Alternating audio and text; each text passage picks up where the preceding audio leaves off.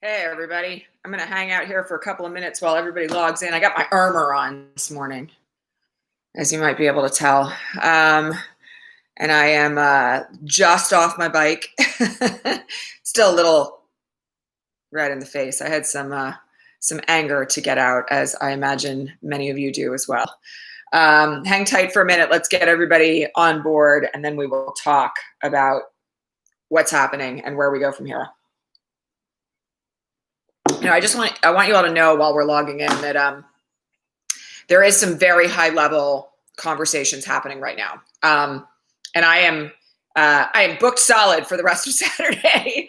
Let me say that about kind of where we're going and what we're going to do. But I want to give everybody a chance to kind of log in because I know there was an enormous amount of interest in being here today. So while I watch these numbers creep up from 62 to 89, I'm going to just take a pause here for a minute.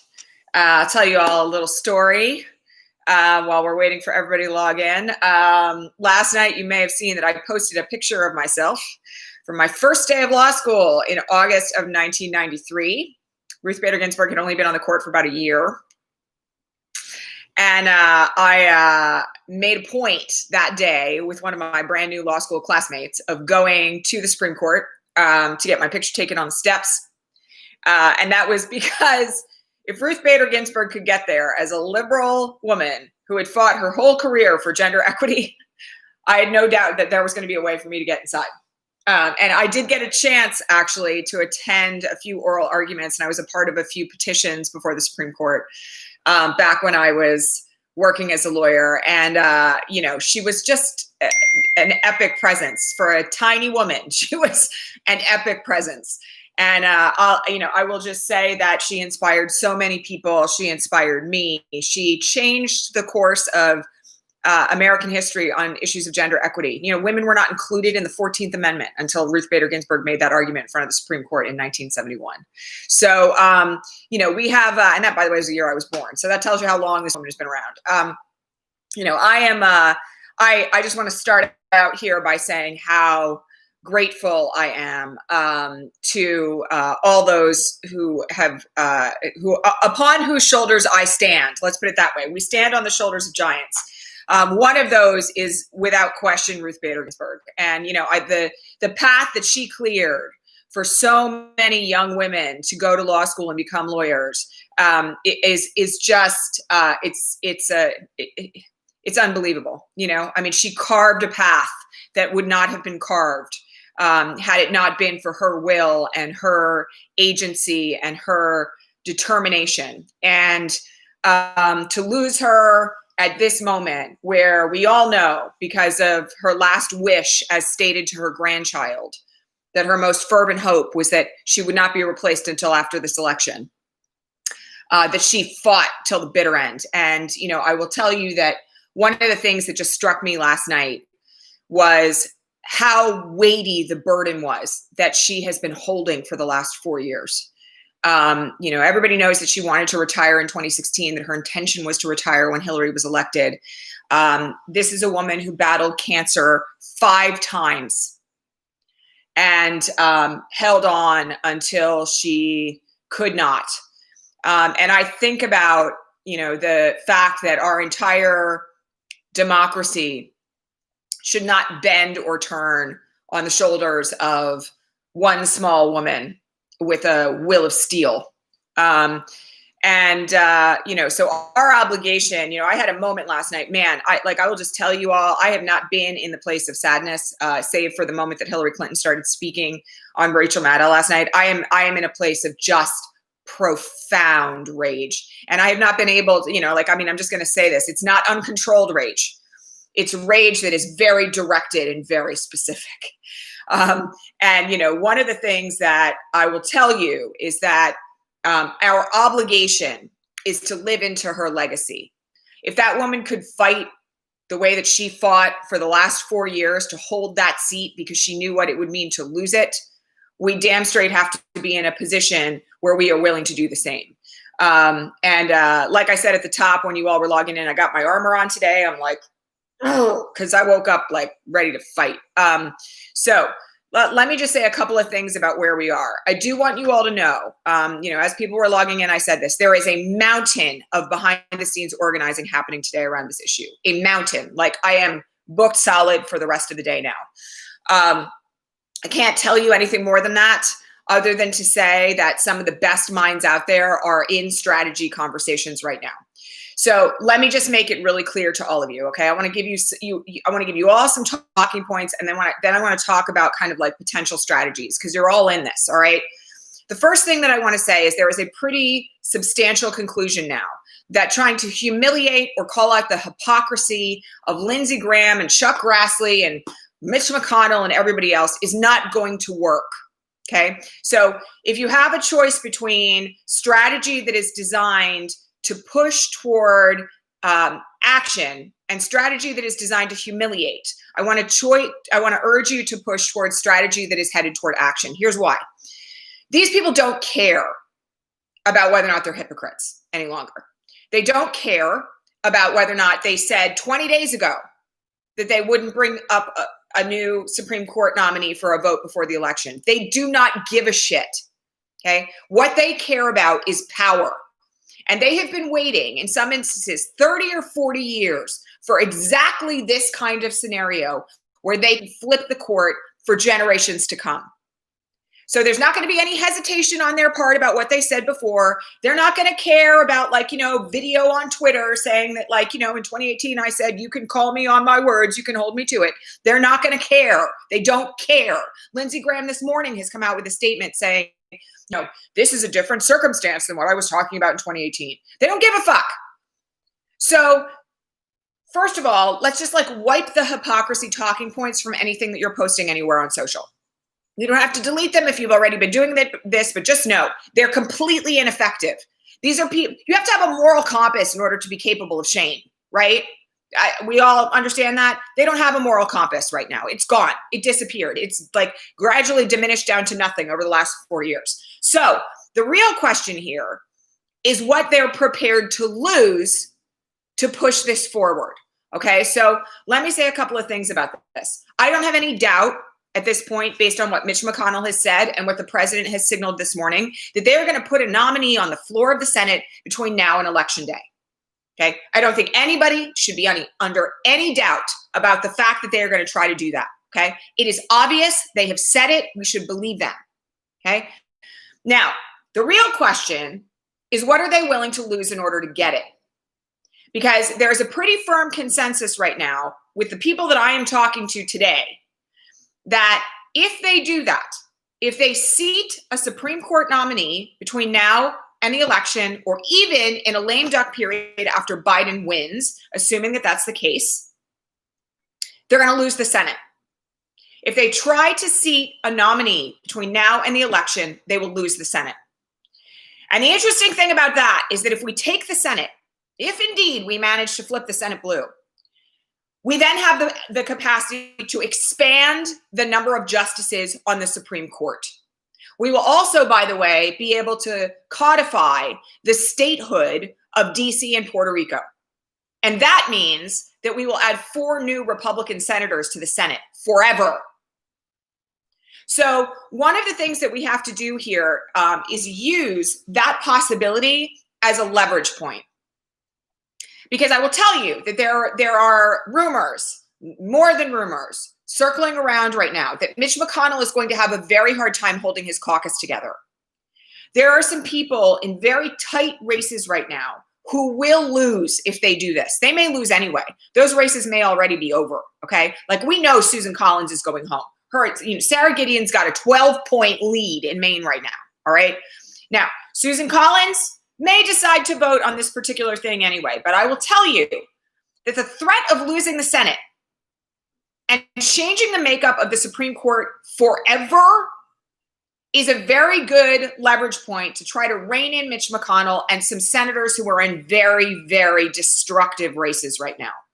So, 4 Democratic senators, yes. One of the things that I just want to reiterate here is that's really where the messaging has to go. And you've, by the way, already seen some very prominent senators and representatives talking about this. Last night, Brian Schatz was signaling this. We've seen, Eric Swalwell making comments that dance around this issue. I am telling you that the plans are being put into place for exactly that thing, assuming that we take the Senate. I'll just say this. I don't really have any concerns right now, given another thing that we're about to talk about that happened last night, that the Senate is very much in play. So, I want to encourage all of you to push on that talking point. If they do this, we will take the Senate and we will expand the court for good. Because that right there is going to undercut all the work that the Koch brothers have done and the Mercers have done. And, all this weird back-end C Street God complex, bizarre evangelical demagoguery has been trying to get to. Okay? So push that talking point. We will send you home. We will flip the Senate and we will expand the court. And there's a lot of tweets that are already going around about this morning. You don't need to dig hard to find this stuff, okay?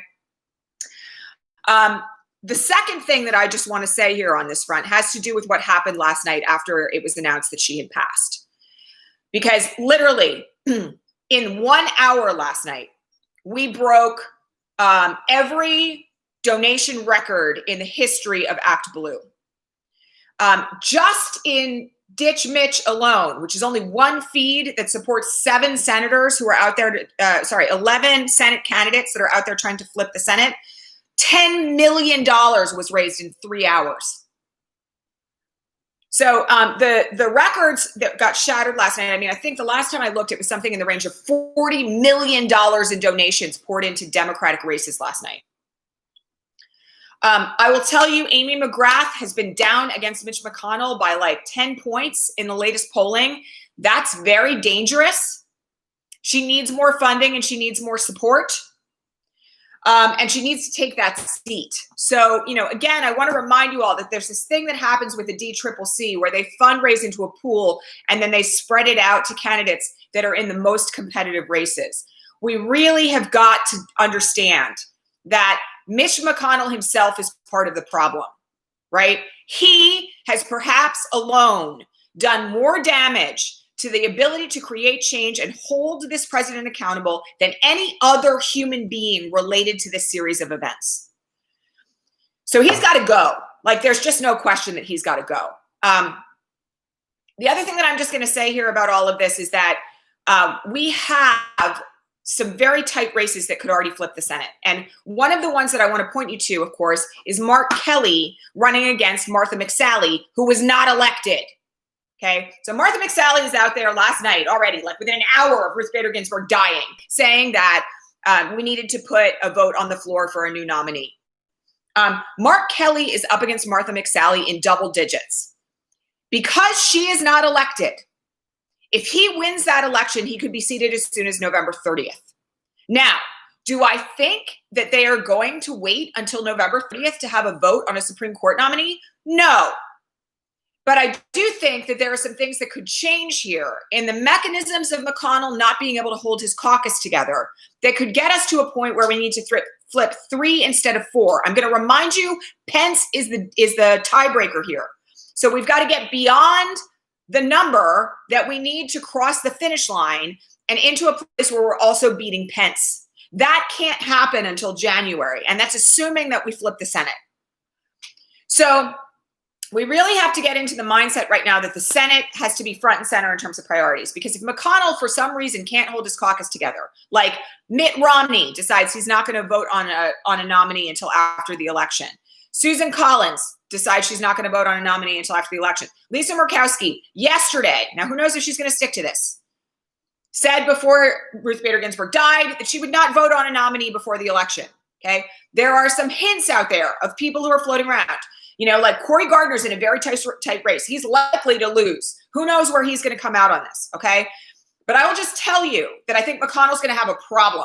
And part of that is evidenced in what he did last night with his own caucus. He sent out a Dear Colleague letter that basically said, don't you dare commit to a position. Don't talk to the press about it. Don't talk to your, constituents about it. The phrase that was put in there was keep your powder dry. Okay, which, by the way, for those of you who don't know, if you keep your powder dry, you won't create an explosion. That's where that phrase comes from.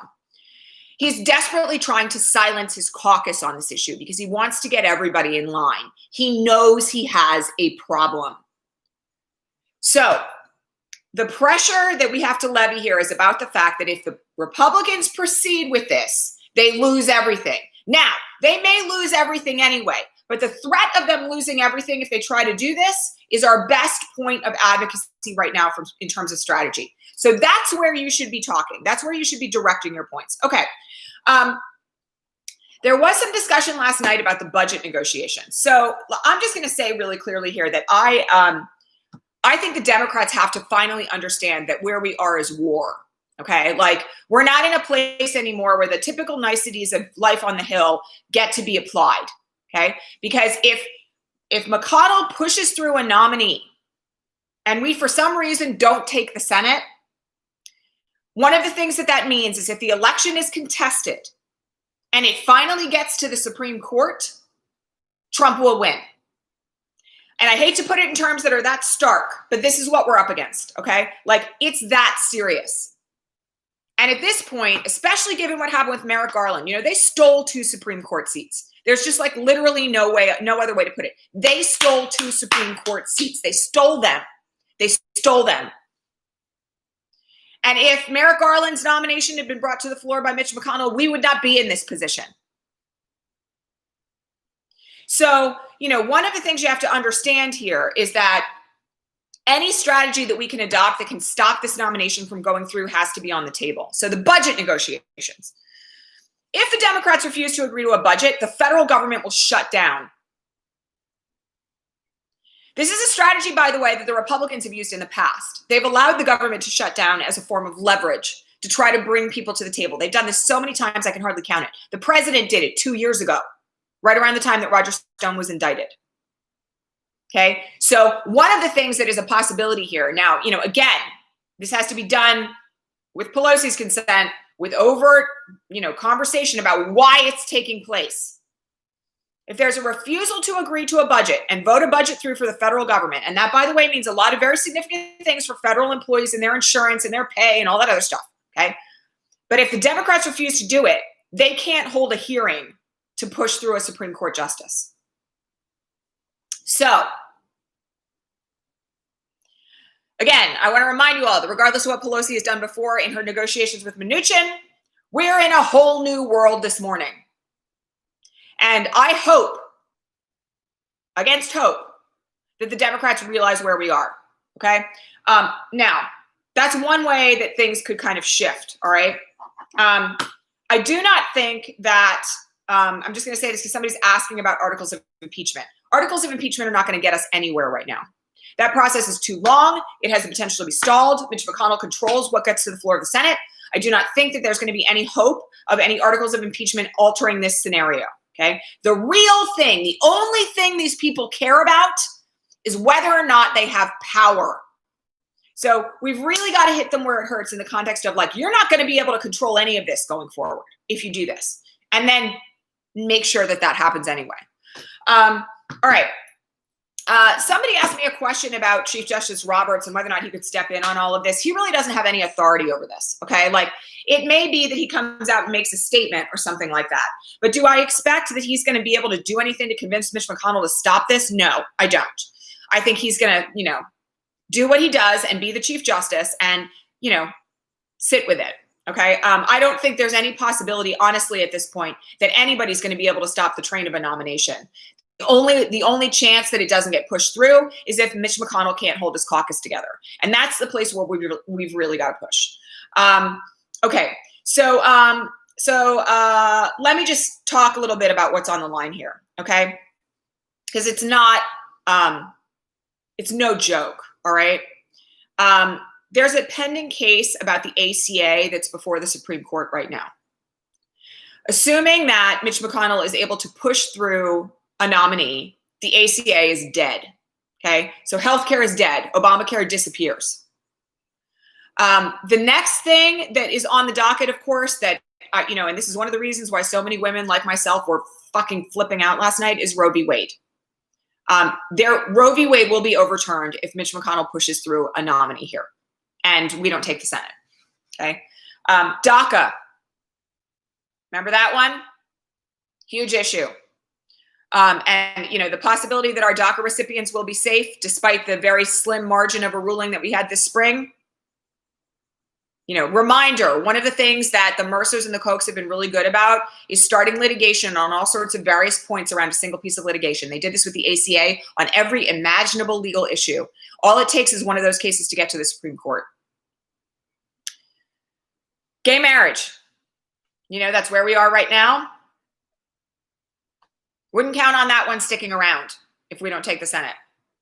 Same story here, by the way, for LGBT discrimination rights, anti-discrimination rights. That case that just passed this spring would not count on that one staying.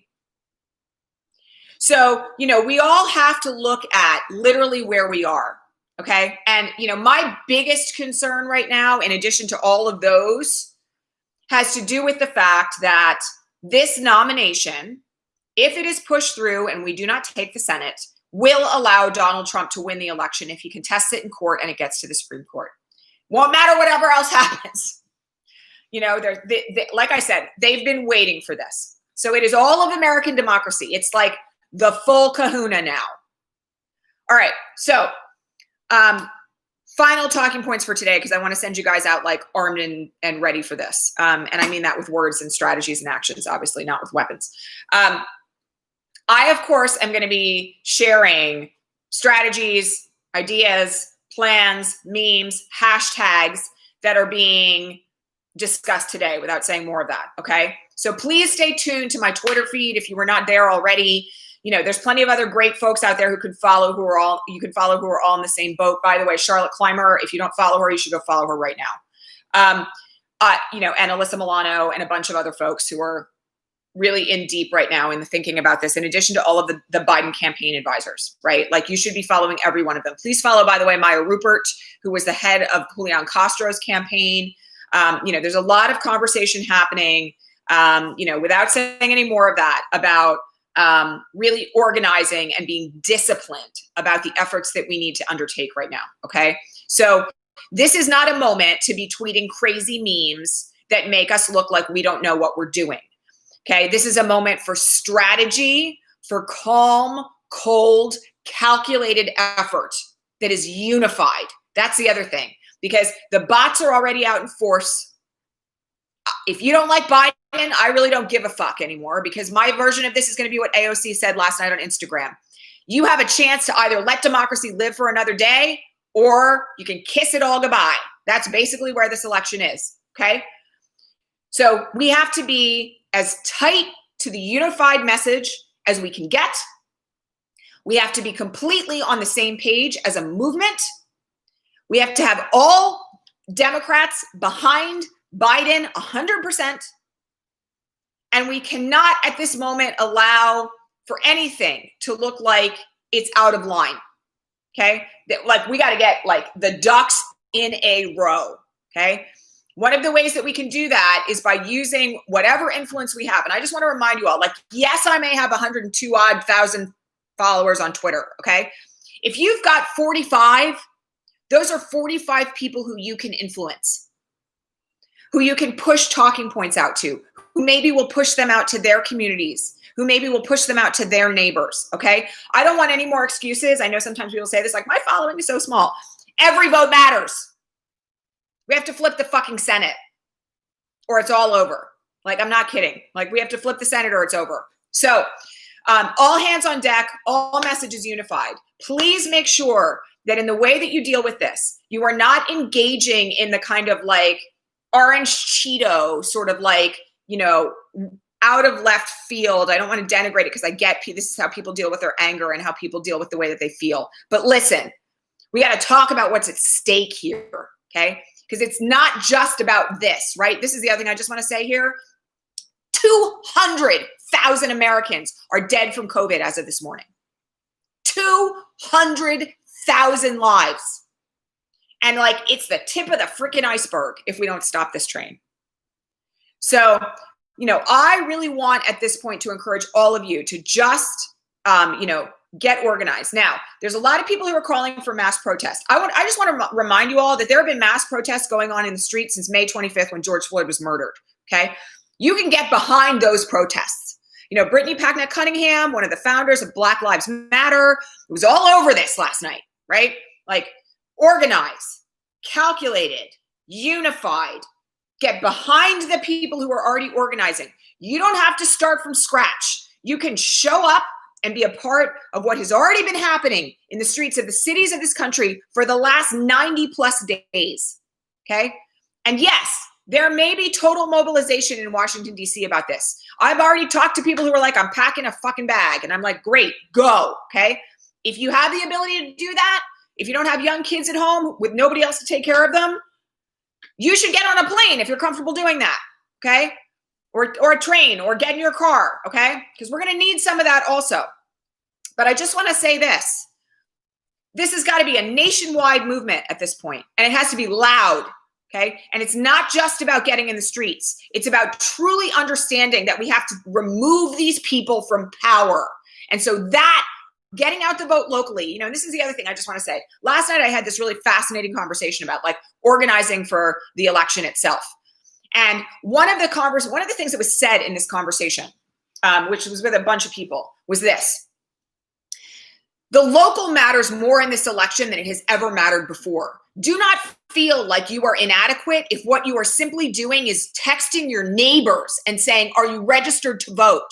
Okay, because this is the deal. The real work of this election, the real work of getting out the vote is hyper local right now. It's hyper local. And part of that is because of the pandemic and people not getting out, and the fact that, you know, nobody is going door to door, right? Like the Biden campaign has eschewed that for a variety of reasons. I don't disagree with them on it, frankly. I think jeopardizing people's lives and spending time walking door to door right now is not the use of anybody's best energy.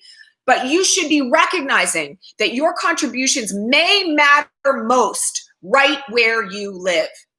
So don't feel like you have to pack a bag. Don't even feel like you have to be in the streets to make the biggest difference on this. The real issue here is, how do we remove these people from power? And the way that happens is the election. It is our last chance. Like, I don't want to come on here and be, you know, like, I got a talking to last night from Charlotte Clymer about being pessimistic, right? But I'm gonna be really honest. We fight, and I do believe we can win it, okay? But it's gonna take every single one of us doing everything that we can between now and election day. So, you know, it is, make no mistake about it, like, it's all on the line.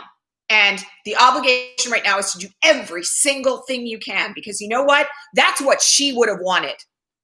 That poor woman with pancreatic cancer metastasizing all over her body, she still sat on the bench in July. So, you know, this is it. Like, this is the moment, okay, where you got to reach deep and do everything that you can. And I just want to say one other thing. No more excuses.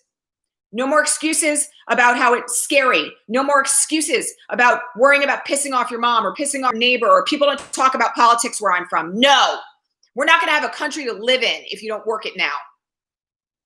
All right. That's it for today. I'm going to go do all my other behind the scenes organizing work. Please pay attention to my Twitter feed today. By the way, one quick note on this front. That jerk at the Washington Examiner came for me again last night. My Twitter feed is currently locked down, okay? It will not be forever. It's only because the last time this happened, there were some violent memes that circulated, and I have the senior executives at Twitter on his ass right now trying to get him deplatformed. So have some patience, and the Twitter feed will be open again so you can retweet things, okay? But I'm just gonna say this right now, like, that is a distraction, and we're gonna see a lot more of them. The conservatives, the right-wingers, the white supremacists, these people who want to knock us off our game are going to be ramping this up between now and the election. That guy can sit there and he can send his 62,000 followers out to insult me, and I'm still going to be here with you all every day telling you what you need to do, because I'm over it, okay? Like, he can't touch me now, and I got people on my side who are going to have a word to say about all this stuff between now and when it's over. All right, so please stay focused. And, you know, honestly, the other thing I'm just going to say right now is I really, really, really, really, really want you to be like thinking clearly about the biggest impact you can make right now on the Senate as well as in the presidential election. And by the way, don't forget about local, because I'm just going to say this. So much of our COVID response comes down to local, okay? Here, it's a fiasco. Like, I can't even tell you. There's a rally happening today with like people on the, the OC Board of Supervisors who are, at an anti-mask pro-Trump event, all right? Your local elections matter also, and they matter to the lives and the health of your neighbors. But I will tell you right now that my highest priority right now is the Senate and Biden. And you got to do whatever you can do here on that. I'm just going to say one other thing here. If you live in a state with a hotly contested Senate election, please call everyone you know. Blast them. Do it for your school charts. Do it for your knitting group. Do it for your book group. Do it for your church. Do it for your synagogue. Get out there and tell everybody what they need to do, okay? Because this is how we win it. We've got to get 100 million people who did not register or vote in the last election voting in this one. We have to win by numbers too big to be contested. It is the only chance we have. All right, that's it. Much love to all of you. I hope this helped everybody. And, somebody's going to complain that I was yelling too much today or that they didn't turn their volume down. And, so be it. Here we are. All right, I'm going to go do my thing. I'm going to get organized with everybody else. And somebody's asking if you can share this. Yeah, I'll edit the settings on this so that it's public. All right. So that you can share the video. All right. That's it. All right. Much love, everyone. I'll talk to all of you on Monday. All right. Bye. Oh, actually, wait. You know what? I just realized something. I can't make it. I can't do that because I said some names in here of people I'm organizing with, and I'm not allowed. Okay. So I can't make it public, but you all have your marching orders. All right. So just please know that. If I could make it public, I would, but I'm under strict instructions to not do that when I'm talking about some of the names that I mentioned in here. All right. So just go with God, and there will be another equally fiery broadcast at some point next week, doubtless, that I can, post. Okay. All right. Much love. Bye.